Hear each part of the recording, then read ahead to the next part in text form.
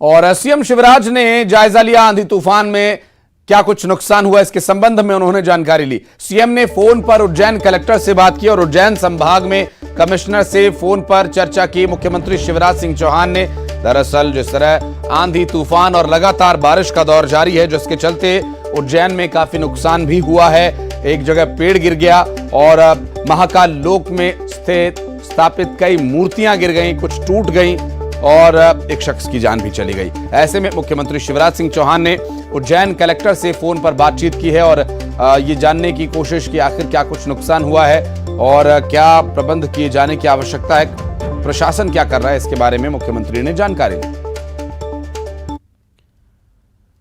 महाकाल लोक में आंधी तूफान से मूर्ति गिरने का मामला सामने आया, जहां आंधी और तूफान की वजह से मूर्ति गिरने की कांग्रेस जांच कराएगी।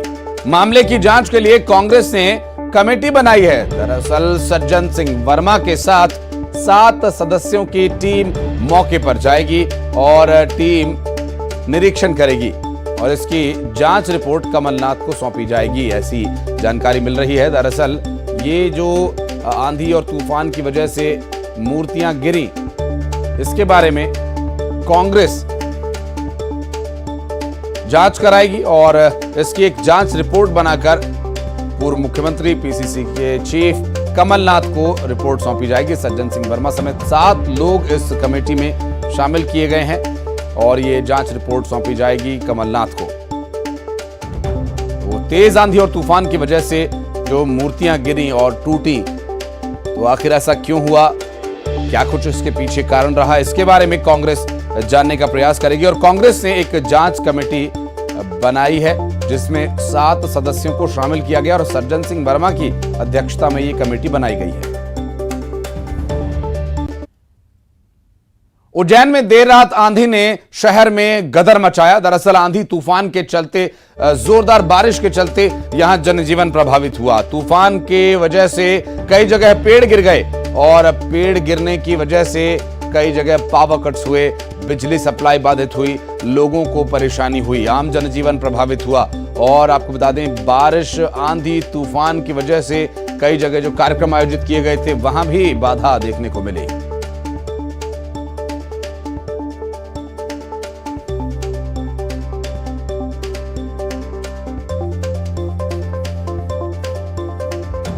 देर रात आंधी आई और तेज बारिश हुई, जिसकी वजह से आम जनजीवन प्रभावित हुआ है और कई जगह कई कार्यक्रम जो आयोजित किए गए थे वहां भी क्या प्रभाव देखने को मिला, उसकी कुछ तस्वीरें भी हम आपको दिखा रहे हैं। दरअसल शाहजहांपुर में बड़ी खबर ये कि आंधी और तूफान की वजह से पावर कट हुआ और तूफान के चलते शहर की बत्ती गुल हो गई। तेज हवाओं के चलते बारिश हुई, बारिश के साथ साथ जो बिजली सप्लाई थी वो प्रभावित हुई और पूरा शहर अंधेरे में डूब गया। तस्वीरें साथ साथ हम आपको दिखा रहे हैं शाहजहांपुर से भी। तो मौसम बदला है और मौसम इस कदर बदला है कि इसने सब कुछ बदल कर रख दिया। मौसम का मिजाज बदला है और तेज आंधी तूफान के साथ बारिश शुरू हो गई है। इसका असर ये हुआ है कि पूरे शहर में ब्लैकआउट की स्थिति है, बिजली गुल हो गई है। कई इलाकों में तेज आंधी तूफान के चलते पेड़ धराशायी हो गए और बिजली के तार टूटने की सूचना भी है। मौसम विभाग ने जो अलर्ट जारी किया था उसके मुताबिक तेज हवाओं के साथ बारिश होगी, वो सच साबित हुआ है। जो सिस्टम सक्रिय हुआ है उसके मुताबिक आज और कल मौसम इसी तरीके का बना रहेगा। तो तेज आंधी तूफान के साथ शाहजहांपुर में भी बारिश चल रही है और इसका असर साफ देखा जा रहा है। सुनील हंचोरिया, न्यूज़ 18 मध्य प्रदेश, शहर। और सीहोर में मौसम के बिगड़े मिजाज के चलते तेज बारिश हुई और इसके साथ ही कुछ जगहों पर ओले भी गिरे। रेहटी तहसील के चकल्दी सहित आसपास के गांव में तेज हवाओं के साथ जमकर बारिश हुई और कई जगह पर ओले भी गिरे।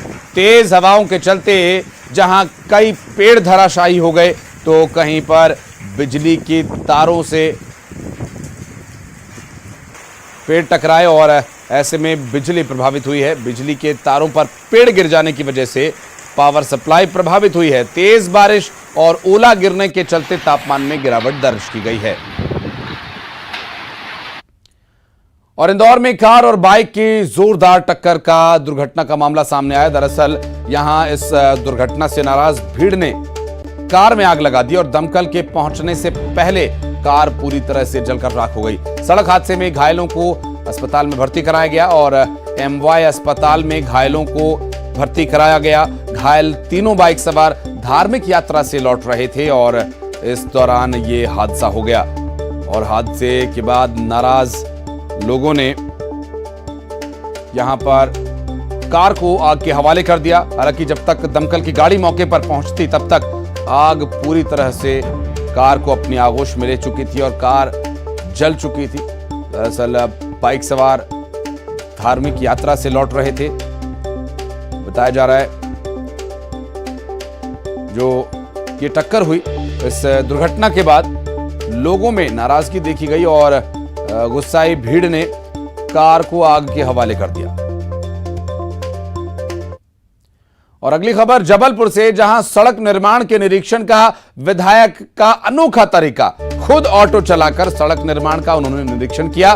कैंट विधायक अशोक रोहानी ने सवारी ऑटो चलाकर सड़क के सपाट होने का निरीक्षण किया। दरअसल ऑटो चलाते विधायक का वीडियो सामने आया।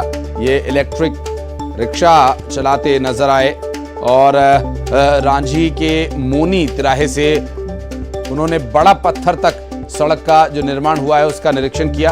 और तस्वीरें जो हम आपको दिखा रहे हैं, दरअसल विधायक महोदय खुद ई रिक्शा चलाते नजर आए और ई रिक्शा चलाकर उन्होंने जायजा लिया कि आखिर सड़क निर्माण किस तरह का हुआ है, कहीं कोई घटिया या फिर निर्माण सामग्री की वजह से या किसी ऊंच नीच की वजह से वाहन चालकों को परेशानी तो नहीं होगी। खुद उन्होंने इसका निरीक्षण लिया। और रायपुर से बड़ी खबर, सीएम भूपेश बघेल का बड़ा बयान, भारत को विकसित राज्य बनाना है तो आर्थिक जनगणना जरूरी है। सीएम ने ये सुझाव दिया है और संघीय व्यवस्था में राज्य के अधिकार का हनन नहीं होना चाहिए, उन्होंने कहा। और केंद्र से बकाया राशि की वो मांग कर रहे हैं। केंद्र से 4177 करोड़ रुपए की राशि की मांग मुख्यमंत्री भूपेश बघेल कर रहे हैं। राज्य के बकाया राशि को जारी किया जाना चाहिए, मुख्यमंत्री भूपेश बघेल ने कहा। और साथ ही कहा कि अगर संघीय व्यवस्था है तो इसमें राज्यों के अधिकारों का हनन नहीं होना चाहिए। और साथ ही अगर पूरे देश को विकसित राष्ट्र बनाना है तो इसके लिए आर्थिक आधार पर जनगणना की आवश्यकता उन्होंने जताई है। और केंद्र सरकार से 4177 करोड़ रुपया जो राज्य का बकाया है उसकी भी मांग की है। कल नीति आयोग की बैठक थी और बैठक में मुख्य रूप से जो बातें छत्तीसगढ़ से संबंधित है उसे मैंने उठाया। एक तो सेंट्रल एक्साइज का जो पैसा है जो हमको मिलना चाहिए था उसमें से 2600 करोड़ से कम मिला है, उसे देने की बात है। खाद्य विभाग में भी हमारे पैसे 1000 करोड़ के आसपास है, उसे मैंने मांग की। यदि भारत